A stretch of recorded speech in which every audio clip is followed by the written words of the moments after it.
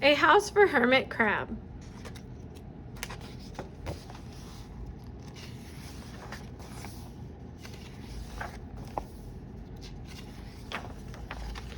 Time to move, said Hermit Crab one day in January. I've grown too big for this little shell. He had felt safe and snug in his shell, but now it was too snug. Hermit Crab stepped out of the shell onto the floor of the ocean.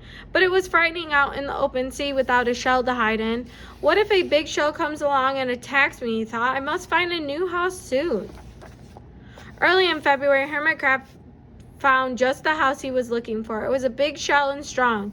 He moved right in, wiggling and waggling about inside to see how it felt. It felt just right, but it looked so plain, thought Hermit Crab. In March, Hermit Crab met some sea anomalies. They swayed gently back and forth in the water. How beautiful you are, said Hermit Crab. Would one of you be willing to come and live in my house? It is so plain it needs you. I'll come, whispered a small sea anemone. Gently, Hermit Crab picked it up with his claw and put it on a shell. In April, Hermit Crab passed a flock of starfish moving slowly among the seafloor. How handsome you are, said Hermit Crab. Would one of you be willing to decorate my house? I would, signaled a little sea star. Carefully, Hermit Crab picked it up with his claw and put it on his house. In May, Hermit Crab discovered some coral. They were hard and didn't move. How pretty you are, said Hermit Crab. Would one of you be willing to help make my house more beautiful? I would, creaked a crusty coral. Gingerly, Hermit Crab picked it up with his claw and placed it on a shell. In June, Hermit Crab came to a group of snails crawling over a rock on the ocean floor. They grazed as they went, picking up algae and bits of debris and leaving a neat path behind them. How tidy and hard-working you are, said Hermit Crab. Would one of you be willing to come and help clean my house? I would, offered one of the snails happily. Hermit Crab picked it up with its claw and placed it on its shell. In July, Hermit Crab came upon several sea urchins. They had sharp, prickly needles. How fierce you look, said Hermit Crab. Would one of you be willing to protect my house?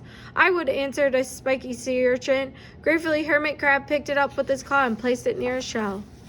In August, Hermit Crab and his friends wandered into a forest of seaweed. It was so dark here, thought Hermit Crab. How dim it is, murmured the sea anomaly. How gloomy it is, whispered the starfish. How murky it is, complained the coral. I can't see, said the snail. It's like a nightmare, cried the sea urchin. In September, Hermit Crab spotted a school of lanternfish darting through the dark water. How bright you are, said Hermit Crab. Would one of you be willing to light up our house? I would, replied one lanternfish, and it swam over near the shell. In October, Hermit Crab approached a pile of smooth pebbles. How sturdy you are, said Hermit Crab.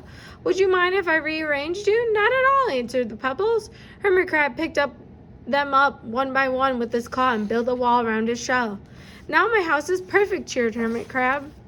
But in November, Hermit Crab felt like his shell seemed a bit too small. Little by little, over the year, Hermit Crab had grown. Soon he would have to find another, bigger home. But he had come to love his friends in the sea anomaly, the starfish, the coral, the sea urchin, the snail, the lanternfish, and even the smooth pebbles. They had been so good to me, thought Hermit Crab. They are like a family. How could I ever leave them? In December, a smaller hermit crab passed by. I've outgrown my shell, she said. Would you know of a place for me? I've outgrown my house too, answered Hermit Crab. I must move on. You are welcome to live here, but you must promise to be good to my friends. I promise, said the little crab. The following January, Hermit Crab stepped out and the little crab moved in. Couldn't stay in that little shell forever, said Hermit Crab as he waved goodbye. The ocean floor looked wider than he had remembered, but Hermit Crab wasn't afraid. Soon he spied the perfect house, a big empty shell. It looked, well, a little plain, but sponges, he thought, barnacles, clownfish, sand dollars, electric eels. Oh, there are so many possibilities. I can't wait to get started.